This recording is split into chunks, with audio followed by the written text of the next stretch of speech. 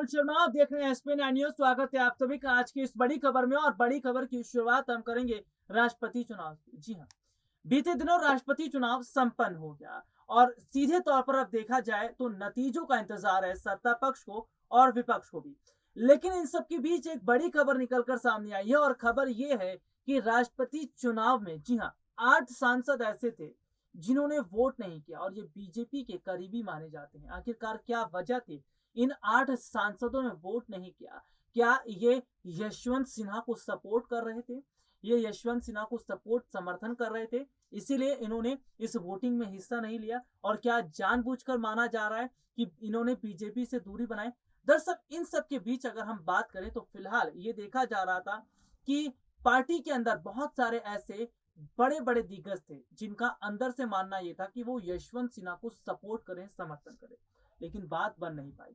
अगर बात बन गई होती तो शायद यशवंत सिन्हा को बहुत बड़ा फायदा मिलता। तो चलिए वो आखिरकार वो कौन से 8 सांसद हैं जिन्होंने वोट नहीं किया और इनके वोट करने का क्या कारण है और इसका नुकसान कितना बीजेपी को हुआ और क्या ये यशवंत सिन्हा को सपोर्ट कर रहे थे, तमाम डिटेल इस रिपोर्ट में दिखाएंगे।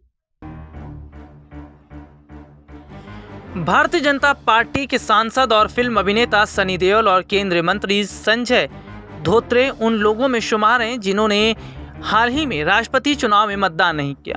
बता दें कि सनी देओल इलाज के लिए विदेश में हैं, जबकि केंद्रीय मंत्री धोत्रे आईसीयू में भर्ती हैं। भाजपा और शिवसेना के 2-2 सांसद और बहुजन समाजवादी पार्टी, कांग्रेस समाजवादी पार्टी और ऑल इंडिया मजलिस इत्तेहादुल उल मुस्लिमीन के 1-1 सांसद भी उन लोगों में शामिल थे जिन्होंने राष्ट्रपति चुनाव के दौरान मतदान नहीं किया। इसके अलावा जेल में बंद बसपा नेता अतुल सिंह मतदान करने नहीं आ सके। शिवसेना नेता गजानन कीर्तिकार और हेमंत गोडसे ने भी मतदान नहीं किया। एआईएम नेता इम्तियाज जलील भी उन 8 लोगों में शामिल थे जिन्होंने मत नहीं दिया। केंद्रीय मंत्री निर्मला सीतारमण जैसे कई वरिष्ठ नेता पीपी किट पहनकर मतदान करने पहुंचे।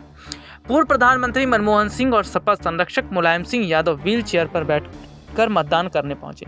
लेकिन इन सब के बीच देखने को मिला कि इम्तियाज जलील और तमाम कई ऐसे विपक्षी नेताओं जिन्होंने इस वोटिंग से खुद को दूर रखा। ऐसा मानना था कि वो लोग द्रौपदी मुर्मू को समर्थन नहीं करना चाहते थे। हालांकि उनकी इच्छा थी कि वो यशवंत सिन्हा को सपोर्ट करें, समर्थन करें, लेकिन मजबूरन उन्हें नहीं करना पड़ा। दरअसल देखा जा रहा था कि किस तरह से सत्ता पक्ष अपनी पावर का, सत्ता का गलत इस्तेमाल कर रही थी।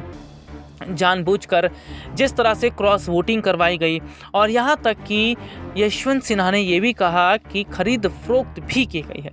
तो सीधे तौर पर देखने को मिला कि फिलहाल जिस तरह के हालात नजर आए या जिस तरह की स्थिति दिखती नजर आई, ऐसे में कई सांसद ऐसे थे जिन्होंने यशवंत सिन्हा को वोट देने का मन बनाया था, लेकिन उन्हें पता था कि उनका वोट नहीं डालने दिया जाएगा। इसी वजह से उन्होंने वोटिंग से दूरी बनाई। हालांकि अगर बात करें तो जिस तरह के हालात दिखाई दे रहे हैं वो कहीं ना कहीं ये इशारा कर रहे हैं कि विपक्ष एकजुट होकर यशवंत सिन्हा को सपोर्ट तो कर रहा था, लेकिन कहीं ना कहीं सत्ता पक्ष के आगे उन्हें झुकना ही पड़ा।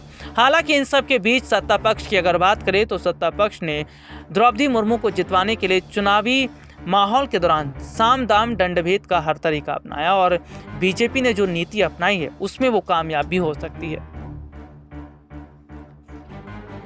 तो देखा आपने हमारी रिपोर्ट जिसमें हमने आपको विस्तार से दिखाया। दरअसल सीधे तौर पर देखा जाए तो यशवंत सिन्हा जो विपक्षी पार्टी की तरफ से कैंडिडेट थे और बहुत बड़े हद तक यशवंत सिन्हा को विपक्ष का साथ भी मिल रहा था।